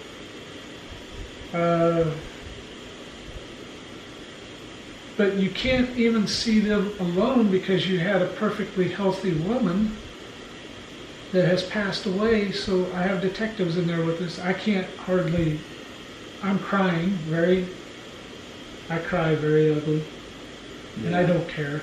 Yeah. And, you know, Cody's in tears, and they're trying to give us our time with her. Because, again, she was an organ donor, so guess what? We get people pressuring us. They're like, hey, but we need to harvest her organs. So I fucking hate that. But what Robin would have wanted, you know. Yeah. And so when I was sitting there looking to her, I kissed her on the forehead. And, you know, one of the things is, again, we talk. I look like a dumb hillbilly, talk like a dumb hillbilly, not so dumb. Yeah. I raised her eye. I wanted, because number one, it was just my instinct to raise her eye because I wanted to see if there was any struggle there. Yeah. Because I know from football days, this and that, you take a hard hit, you struggle this or that, the first thing you bust is capillaries in your eyes. And correct. Her eyes were crystal clear, beautiful blue. she just looked like she was asleep. And, you know, at that point, I knew there wasn't a struggle. The doctor had come back and, you know, after we were all done, he says, I think it was a pulmonary embolism, which is a blood clot. Yeah. So, you know, we're out here in Arizona, we're by ourselves. It's just my son and I. We don't have family out here. Yeah, you guys are transplants. So, you know, Cody's girlfriend, her family come in and sat with us. His girlfriend's sister was the first one there, and then Kylie come in, and then her mom and dad. And, you know, I'm just sitting there, my ears are ringing. Then, of course, the social worker gave me her packet. I just kind of grabbed it from her, like, thank you very much. Yeah. You know, and I knew once you see that and the social worker's running to you to give you a packet, that packet is basically a death packet. Yeah. That's what it is. And, but, you know, as we sat there again, I'm shaking in tears, and the detectives talked to us, and, you know, I told the detectives, they're like, you know, and we went through what happened that morning, and I basically just looked at them and I said, there is no fucking way that my wife should be dead right now. She was perfectly healthy. And then, of course, they gave their assessment that they think it's a pulmonary embolism or a blood clot. Yeah. And what was told to me is if that happens, which is, I found out more afterwards, even if you're in next to a damn operator, there's nothing they can do. No. There's nothing. And so, you know, at that point, I asked the doctor, I said, you know, and they said they're going to wheel her out here because they have to get her over to the morgue and stuff. And they gave me her wedding ring, her Apple Watch, and then she wore a Kelby fingerprint necklace, which is Cody wears as well. Yeah. And they gave it to me in a freaking styrofoam cup. And I sat there and I was looking at it, and I asked that same damn question that I asked when Kelby passed. You know, well, okay, we know where we're at here with this. What do I do now? And they basically, and this is when reality hits. They tell you you can go home. And, you know, that trek out to the pickup was one of the longest, hardest treks. Yeah. That I've seen.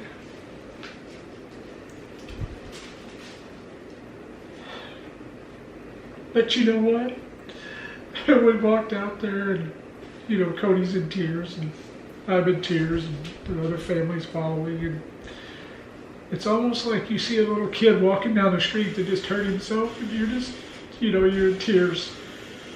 And I dropped her freaking watch, broke it, you know, and I had her actual parents made it out here from Oklahoma in 5 hours. They were able to find a flight. We got in that pickup, and I had let everybody know, and I had,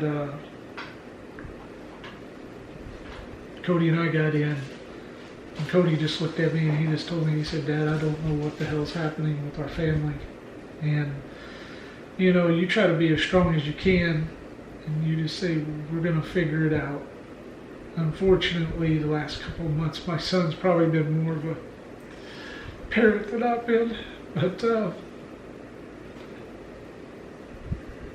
you know, you just don't sit there, you just don't think that you can see two of your young family members, and you try to process everything, and that's what we do. When we lost Kelby, we locked ourselves in the house. And, you know, we processed, and Robin was kind of the matriarch of the family, just like her mom is of hers. And, yeah. And we sat there, and of course Kylie's family basically had said, you know, we told them, we said, you know, we just need some time to think, and they were worried about us being by ourselves.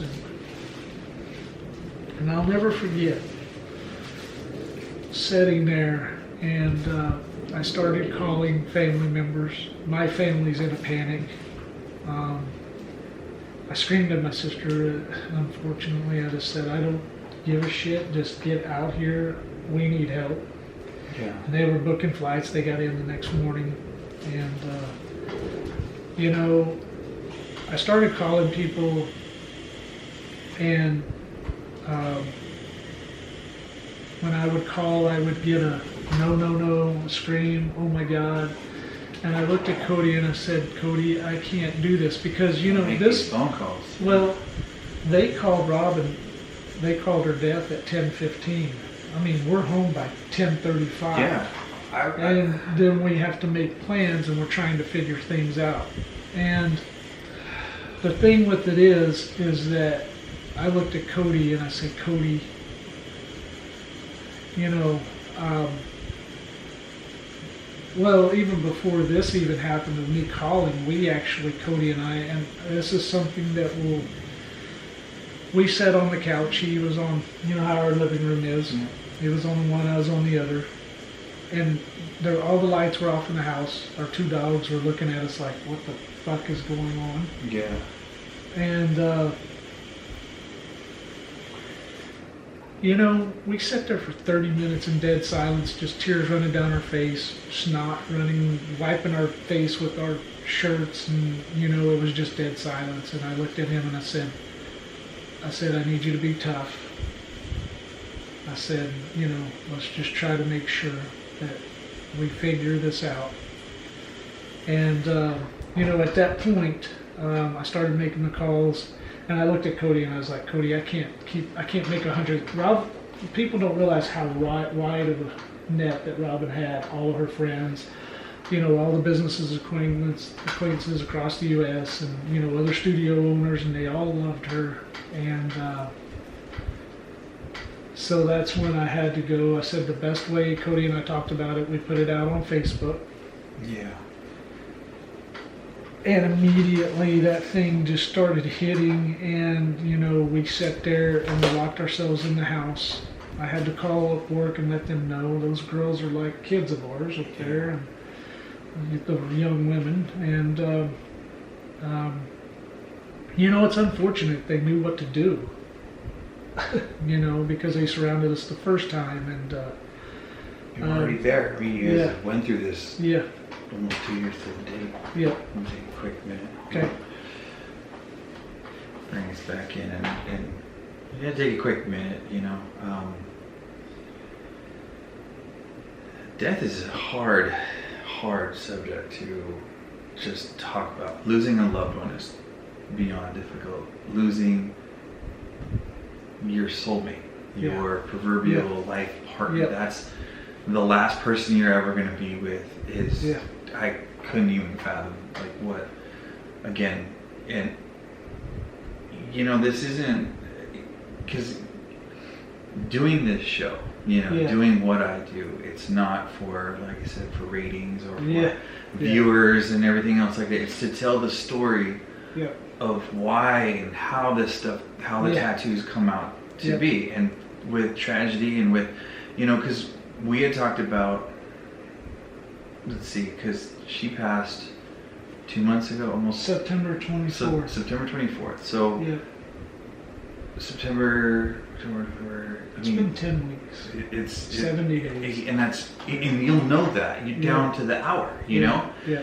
And you kept telling me, I need to get in to see you. I need to get in to see you. Yeah. And I said, when you're ready. You know? And outright, you know, going back to what you were saying when you told Cody, I got to put this on Facebook. We got to get it out to the masses. I was on my way to Dallas. Yeah. And I wasn't looking at Facebook. I was packing because my flight was like, I think I had to be at the airport by 6 a.m. Yeah. So I was packing. I was like, okay, well, you know, no big deal. And I happened to take a quick break. Yeah. Picked up the phone like everybody else does. Yeah. And I saw, the first thing I saw was your post. Yeah. And I went, what the fuck? Yeah. And I nudged Veronica, who was sleeping at the night. I said, hey, I'm wondering if this is a stupid, like a shitty joke. Or You're not the only one that said that. Somebody hacked your file and Yeah. or His Facebook. your profile. And what was the first thing I texted you? I said, please tell me this is a fucked up joke. Someone hacked your Facebook account, and we're gonna go have to beat the shit out of whoever did this. You know? Yeah. And when you came back confirming, you told me like the little bubbles, man. That was a fear of mine. That like fuck, like you're kidding me, you know? And I stood there, and God is my witness. I stood there, just dumbfounded, like there's no way, you know. A lot of people did that. Like how the fuck? We were just talking. Yeah. We just talked that week. The you know the days where you were gonna come in. Yeah. And then they bumped the surgery up. Yeah. So you said, hey, we were going to go watch football. Yeah. We're going to watch Willow football on that Friday night. Yeah. And you're like, yeah, I can't make it. And I said, okay, well, no worries, dude. I'm going to sit here with Robin. Yeah, I'm going to sit here with Robin. Yeah. She's got her surgery was bumped up. And it just, I mean, it fucking floored me and Veronica starts crying in the, in bed. And I'm, just stunned, and again, going back, this isn't, like a publicity stunt. This is fucking real life. Yeah. This is why I do, and why I believe, just as she believed music is therapy and stuff. Yeah. When you first walked in, you said, I'm so fucking overwhelmed. I just need to feel something. Yeah. Because I'm having a bad day. Yep. Lance, I could tell you this, and I told you this when you walked in. Most of my tattoos that I've had are bad days, and I've always said that they're therapeutic for me. Yeah. I'm not Billy Badass. I'm not sitting there trying to be fucking hard and being like, oh yeah, But people don't understand that when you're hurting on the inside so bad and so much that I was either gonna have to do this or go have about 5 or 6 guys just whoop my ass really bad. I don't know. When we put that out, it was the only thing that I knew to do because we have so much family in Oklahoma. Yeah. And immediately I probably got about 500 texts. Another 3, because again, her outreach. That's probably putting it lightly. Yeah, her outreach was just so many people, and when I looked at, I just didn't know any other way to do it. I had to let people know. My very first thing was letting people at work know, but I wanted them to kind of also make it through the day. Called the managers and said, "This is what we got to do." Man, they jumped on. My work family is freaking phenomenal. I love them. Honestly, they jumped on everything so fast. They're great people. Yeah. Regularly, One of the things is that we got her family out. Just immediately, it's like that thing took off and people were starting to put tributes on there. And, I'm just sitting there overwhelmed trying to figure out. It's like we talked about, people was like, what can I do to help? What can I do? And my poor brother, the following day he was in, and he's like, what can I do? And I was like, and you're just so overwhelmed, and I shot off at him. I was like, can you bring her back? And he's like, hey, dude, Yeah. I said, I'm sorry, and my sister, they got out here, everybody, mom and dad, my stepmom, my stepdad, all of them got out here. Robin's family headed out, but we have older family is back there that couldn't make it, and everybody's just devastated. And she's an amazing woman. Yeah, she was amazing. In every way you could possibly, there was not a more, granted there are like people that you love and you meet genuine people such as yourself and her and your family, and it's just, it was such a shock and such a kick to the gut at the same time, because I thought, I literally just talked to her. Yeah. Like you did. Yeah. And I'm like,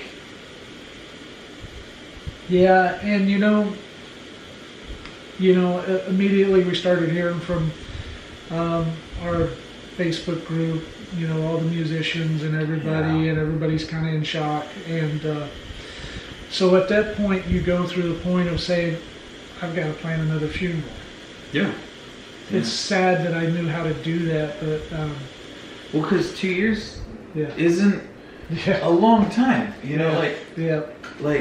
And of course, Robin's mom come in and then my parents, and so we all started sitting down and figuring things out. And the whole time you're just numb.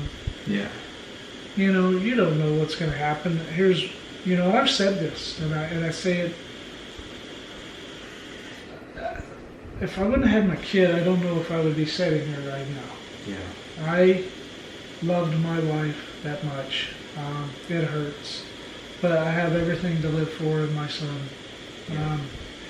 It breaks an amazing kid. Yeah, it breaks my heart that he's he's 19 and he has to be like he's 40. He lost his brother, and he lost his mom, found his mom. Things like that. And you're just like, oh my God, Yeah. But as we planned Robin's funeral, which is you were there. Yep. And it was a beautiful service. It was about the music, things that we knew she would like, songs. One of the things is when we put up that collage of showing her pictures, and of course we had Garth Brooks to dance. But then it broke into a song, which is I was talking to you about, Mandolin Rain. Yep, I was just thinking about that song.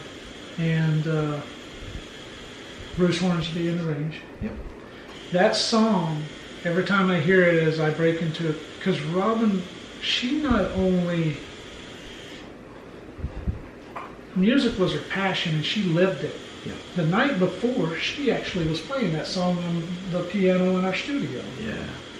And then she played it freaking perfect. Because she wanted to learn that song. Well, that's just it. It took her no time to learn anything. When I basically bought her that harp for Christmas, she had that thing figured out in one day. Unreal. As I come back the next day, I figured out some things. And, when you're in a haze, I didn't realize this, but, when I cooked dinner the night before, Robin typically didn't sleep in past 8, and I know that she got up that morning because in a haze I took her shoes off of her chair. She probably went in and sat down and played with Lucky. Yeah. And Lucky being your three-legged. Our dog, yeah, and Porky is our three-legged. Oh, that's right, Porky. Pork chop. Three-legged dog. That's and right. I figured out. Because the very next day when I was making coffee for her mom and dad, I figured out that the coffee pot was full. There was coffee cup out there and stuff. And I know that Monday night that I emptied the coffee pot. And I just figured this out. And I was like, holy moly. And, when you're going through this, you're like, what the hell happened? It just eats you up inside. You're trying to figure out what actually happened cause her to pass away. And I figured it out that I think she got up, she probably went in, sat down with Lucky, she had her clothes on, getting ready for therapy, but knowing Robin, she probably didn't like the shirt she was wearing, so she hobbled back in there, and that's probably when she went down. And yeah, it breaks my heart. But when we had our funeral, I think we had over 500 people there. It was a lot of people there. Yeah, we did. And I'm going to cut you off, but I love how it was a lot of people from the community. Yeah. And that spoke volumes of... And there was people from Seattle. Yeah, that flew in. Yeah, there were people from all over the place. Yeah, that come in. And when you look at things, and I've said this quite often, when it's my time to go, and you really never know, I tell everybody, I'm like, you make memories. You do. Because you know what? And we talked about this. It's expensive to come in this world with nothing. Yeah. It's more expensive to leave this world with nothing. But when you look at everything that it really kind of comes down to, you literally are in a box. you know. Quiet litter. Yeah. Yes, Yeah. and you have your memories there in a box. And you know, many times that I sit there and I think, all those times I used to give Robin grief over taking pictures, and she took tons of pictures. Robin always had to have her mind going, did scrapbooking. Had her cricket going. She had probably 20,000 postcards when she used to trade postcards throughout the world with people. You know, she had money that she would trade out, you know. All throughout the world. Yeah, different groups, and I thought that was always really cool. But when we had her funeral, you know, we put her funeral up on YouTube, Robin Harris Memorial. Yeah. And I think it's had over 1,500 views, a lot of people from Oklahoma. But the most amazing thing that, I don't know if you saw this in the funeral as like I saw it, but 2 days before the funeral, as we're getting down to nut cutting time, and you know how I wanted it to be perfect. I wanted to represent music. Correct. Within her. Because, you know, Robin had students. She's got students that were previous students that are now professors at colleges in the music department. Yeah. They travel all over the world, you know, that's opera, awesome. This and that. And she was just so freaking phenomenal. And, you know, and it broke a lot of people's hearts. And just what she did, you know, to me, is better than a lot of these celebrities and stuff that you see off of machines and crap like that. She was the real deal. And, you know, when we put it out there, I did not realize it would start getting viewed as much as it did with her. And I sat there and I thought about this a lot. And, you know, I thought about the order of synchronicity and how we're supposed to die. And you know, I study a lot of how to be calm in this lifetime, because I have been very, very frustrated, because I've also come down to a few conclusions, and you know, your immediate family and friends, immediate friends will care. But truthfully, the world doesn't give a fuck if you die. You're going to die, and the world just doesn't give a fuck. Because it just continues. It continues. No matter how important you are, somebody's going to step in a role or do this or that. So it is about making memories in this lifetime. I agree. And, you know, as we've talked, I have talked a lot, man. Yeah. And I honestly do thank you for opening this, you know, I mean, and doing this for me. You know, I've been very fortunate to have good friends, people checking on me, you, Dan. Yeah. You know, I gotta admit though, when you when you texted me the other day and it said, Matt, it's time, I was like, what the fuck? It's time for what? And then I'm like, time for ink therapy? Because you know, everybody knows ebbs and flows, man. And I know from our discussions, you know, the darkness that can creep up on you. And it can. And I was glad that I didn't have to rush down there and be like, hey man, I will take my son means too much to me. Yeah. And no, I agree. You know, I hope I have another 20 or 30 years left. Absolutely. But you know, when you go through something like this and you lose two family members like that, it almost scares you too. You're like, oh my God, do we have a fucking omen? You know, someone put some bad juju? Yeah, no shit. Did somebody got a doll of us out there? I've always tried to be a good person, you know. Yeah. Not everybody's gonna like you in this lifetime. Not everybody has to. But I really don't give a fuck. No. But it really does come down to, we don't get out of this alive in this lifetime. This is a journey. Here's what I do believe. If my wife went down and she saw Kelby there, I know Kelby would be sitting there with that shit-eating grin on his face, and she would have walked right towards him. And you know, I know she's been thinking about him a lot, because again, it was coming up on the 2-year. Yeah. And you know how hard our first 2 weeks in October are right now. You know, Robin died on the 24th. We buried her on October 1st. Yeah. My son's birthday that passed away is on October 3rd. Robin's on October 15th. Yeah. So, you know, you look at those 2 weeks, and so Cody and I have already made a thing that we're going to get the fuck out of the place, you know, for a while. We're going to be. But, you know, I've had people to tell me too, man, you are one of the strongest dudes I've ever seen. I'm not strong at all. I'm just trying to survive. Correct. That's all I'm trying to do. You're in survival mode. Yeah, and that's exactly where I'm at. And to process this, it's been, 2.5 months. As we continue with our life, we're going to do good in this lifetime. We had the Robin Music Scholarship Fund, which is we are starting to get with underprivileged kids. This is what she would have wanted. All the way down to her clothes. I was not going to donate her clothes to somebody that would turn around and sell them or anything just for a stupid tax write-off. Correct. We took it to a women's shelter that would help them. I sat there, and the hardest part of this, and some people say I moved too fast, but I had to pare down the house to make it manageable, and I'm doing me. Correct. Yeah, we have all of her pictures and all that stuff up, but the fact of the matter is, you know how you and I talked about us, Cody and I, trying to take care of a damn plant. We wouldn't know how to do that in our life. We barely take care of ourselves. It's like how we were talking earlier about growing grocery shopping. Just the little things that you go through in life and take for granted. And in that coupled situation where some people, it's not like it's a role like, hey, you're a woman, you do this, whatever. But some couples have their roles, and they say, so when the exit of one, albeit divorce, death, things like that, it's like it really leaves you kind of like, what do I do now? Like, and it makes you ashamed sometimes too, because Robin was really the captain of our family. I was the backup. I was the enforcer. And well, I heard you were quite the wild bouncer back in the day. So.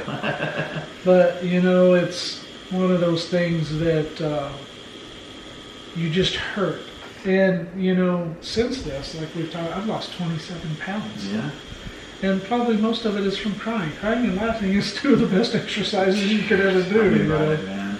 I do. I have a broken heart. She was the love of my life. She was my soulmate. Yeah. But the other part of this is I know Robin would not want me set in between four walls crying. We did go back to work pretty quick. People even looked at us like we were crazy, but I could not sit in my house. Yeah. I also know that I have to make a living and I have to keep our business going. And people have been really great. We have our repeat customers and all. Absolutely. I had just the other day an older guy named Glenn. He is 75. Oh, wow. And he come in, and this happened with Kelby as well. He come in, he always gets all his guitar stuff there, and I've worked on his guitars and stuff quite a bit. Mm-hmm. And he didn't know Kelby had passed away. And man, he broke down the tears on me. Some of the guys, Robin just retired from lessons. Yeah. We were having her work more on the business to the end of business. And these are grown men that are in just absolute tears. And people, when they relate to you by a bad story that has happened to them. Yeah. And Glenn lost 2 young kids when he was younger and stuff, and he caught me just like 4 or 5 days ago out in front of the building, and I said, "How are you doing?" He's like, "I just want to see how you're doing."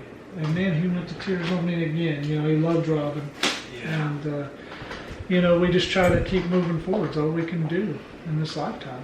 I agree. Talking about how that gentleman was brought to tears, and it was hard not to love Robin. Yeah, she was just everybody loved Robin. And it was her energy. I mean, she was phenomenal. She was I loved our conversations. Yeah. Again, like when you call and go, "Stop wasting that man's time." Yeah. I was just like, "No, dude, we're chopping it up. We're having a good time." She could talk to anybody. Yeah. She just knew. She was so calm, cool, collected. Yeah. I was always the one getting worked up. She would always calm me down. Yeah. I don't have that anymore. That's the yin-yang balance thing, and I think that's the tough part. That's going to be one of the biggest struggles. But when she'd be here and we would talk and we'd have, we'd talk about this, talk about that, talk about, again, she had that smile. Yeah. And even the little half smile that she did, she's walking away like, all right, you know. Yeah. that was when we would sit in the hallway and she'd walk by. Yeah, we'd be sitting in the hallway. Her office is over here. We're sitting here in front of you talking, and she's just like, you're working, huh? Yeah, hardly working.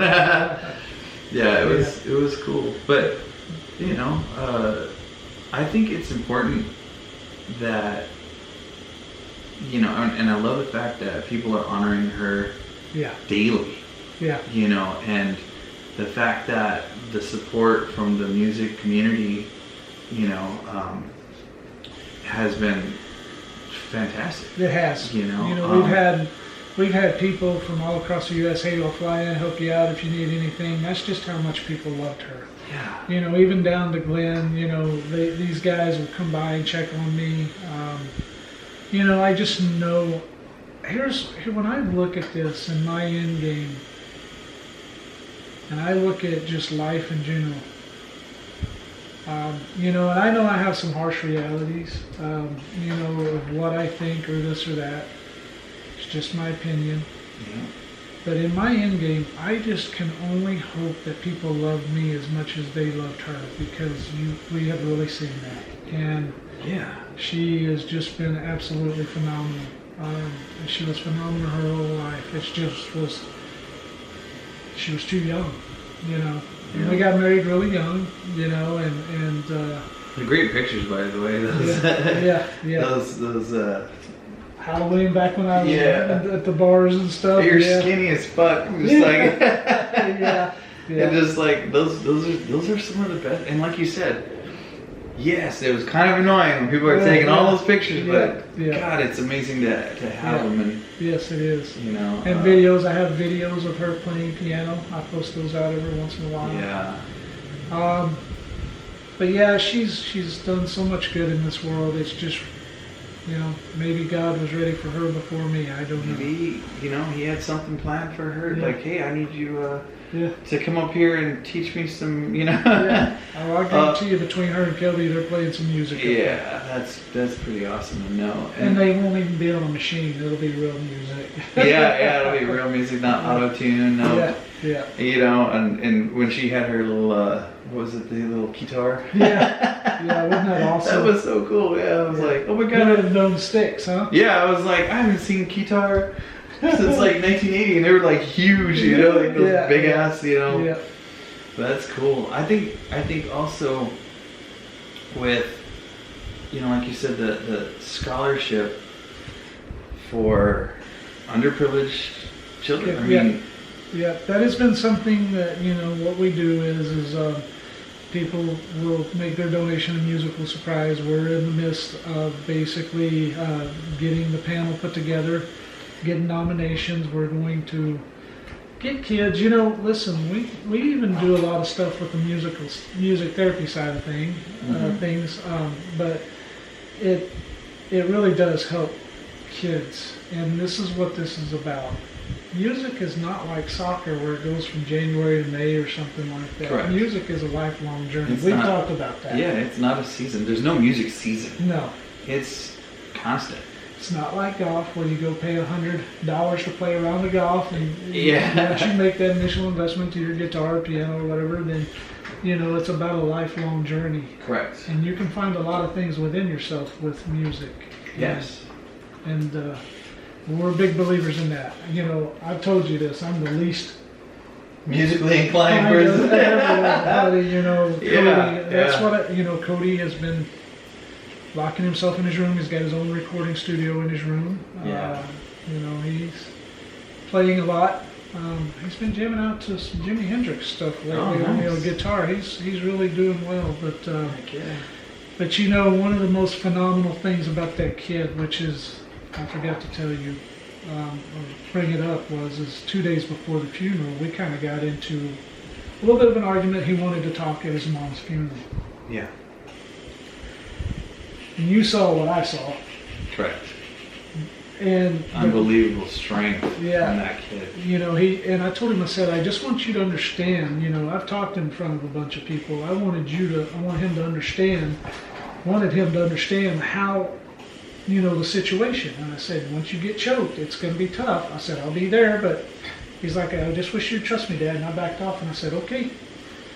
And it was probably, after he was done, I said, if you give speeches like that under that type of duress, I'll be nominating you for the President of the United States. And he told me, he's like, I don't want to be President of the United States. It's been one hell of a ride tonight. I do thank you for being, here for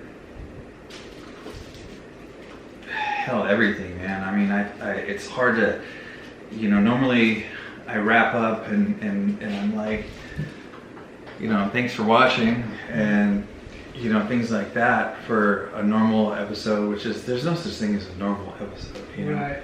And again, I don't want people to think, oh, Matt's picking these stories that are, no, dude, this is only like my 8th tattoo from you. Yeah, so. I've tattooed you 1, 2, 3, 4. Yeah, like this is the 8th tattoo. I never wanted to have this story.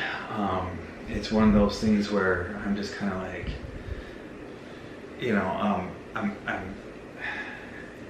I'm blessed to have known her. Yeah. I think that by doing this, you're also honoring her, giving her, because again, tattoos are timestamps. Yeah. And tattoos begin the process of healing. And I've used them. Yeah. I know tons of people that I've used them. Yeah. That this pain is jack shit compared to the pain on the inside, and it is what it is. And well, and also, I mean, it really kind of comes down to, one of the things I realized is you don't know everybody's story, and everybody has a story. Everybody does. Everybody has a story. And, I'll give you a prime example of that. I went into the bank, and I was pissed off at this dude. And, after losing Robin, and I was trying to take care of some stuff, I didn't know that the guy had a wife that had some mental issues. He was a VP of the bank. She's missing, hasn't found her in 2 months. Oh, wow. And I was like, oh my gosh. You're just like... Yeah, and he and I actually sat down and had a really good conversation. He was very, very nice to me all the way through. But you just don't know somebody's story. No. And, I guess there's times where you're just like you and I, we've talked. We've done a lot of talking. We've done a lot of talking. And, absolutely. Even to you and your family coming over to check on me, That was well before this. Yeah. No, And we get together and stuff, but everybody really does have a story. And you just don't know it. And sometimes taking that time to figure it out will tell you why they are what they are. Correct. And don't assume to know. No, don't make assumptions. Someone's story or what they're going through. Or, Yeah. Everybody handles things differently. Yeah, And one thing that I found is with doing, Beyond the Ink, is I'm again blessed to, my clients and that they're trusting me to share their stories. Yeah. And I hope to share more stories. I hope to have people look and say, that story resonates with me, Yeah. I've been there, I can empathize with Lance, I'm not going to sit here and be, judgmental or Yeah. and I think that's great. Doing this piece, we designed it, and Robin had her compass on the back of her neck, and this one has a compass. And I don't lollygag around. You don't lollygag, and you do it, and that's the coolest thing too. Is you're like, hey, if I say I'm gonna do it, and I've always respected you for that, man. If you say you're gonna do something, you do it. Yep. And I'm the same way. I'll die trying, Yep. trying to do my best to help, and I think that's just the way that people have known us, because Robin was the same way. If we said we were going to do something, you can take it to the bank. Correct. And that's the way I'll always be. Absolutely. And I love that, man. I respect that. And you guys are, like I said, become family where if you need anything, it goes without saying. Yeah. If I just already know. And if you need to come over here and beat the shit out of my heavy bag, or you want to go with me to the gym and beat the shit out of whatever, and like that's what it's for. That's what we're here for. You need some needle time, needle therapy, and having friends like that is important. I too am a transplant to Arizona. I'm from California, and when not putting it, getting out there, it's just for people in general. When you're going through stuff, I mean, I'm sure there's tons of transplants that are going to watch this and they're going to go, wow, the thing is, when you're going through tough times, sometimes you just feel like the most alone because you're not in your quintessential home. You're not around family. You're not around, and I have a huge family. I mean, I have a monster family, and I'm just not around any of them, so it becomes really difficult. And I tend to rely on my tattoo family. Just like you have your work family or your music family.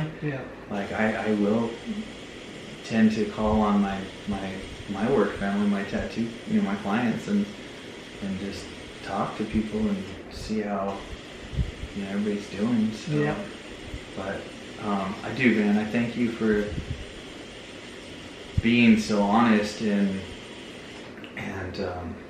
allowing me to do this piece, and both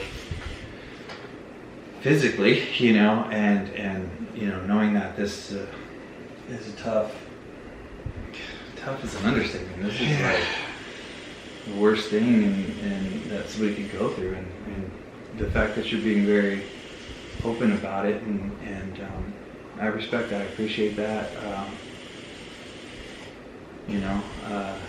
It's just one of those difficult times. It's one of those things where, again, normally I say, thank you for watching. If you like the video, give a thumbs up, comment down below, do all that. However, if you like the video, you give a thumbs up, you share the video. That way, somebody who might be going through the same thing, who thinks they're hopeless, who thinks, can go and seek out what makes them happy. And it might be music. It might be, that's how I help, people, is putting it on a bigger platform. And I know as cliche as it sounds, and I've said this before, if it helps one person, if it helps two people, so be it. Job's done. But again, if you have a story that you'd like to come in, tell, we design a great piece for you as well. We'll take care of all that stuff. But I thank you for staying through here, listening. There's no length as far as my episodes. Some people say, why are they so long? Some people, why are they so short? It's a story, and the story is always going to come first. If you're still with us, I appreciate it. Thank you. Lance, thank you, for everything. And give a little share, talk to your friends, subscribe, and come by. See, if you're in the Surprise area, stop by Musical Surprise. It's on the corner of Bell and Cotton, and or not Cotton. It's Northeastern Parkway. Northeastern Parkway, and it's right by Orange Theory, right by right behind O'Reilly Auto Parts. Right behind O'Reilly Auto Parts, same area. So phenomenal place, and great prices, great people. I can't say, honestly, I can't say nothing bad about, anything like that. So, thanks for showing. We'll see you next time. You have a good night. Bye.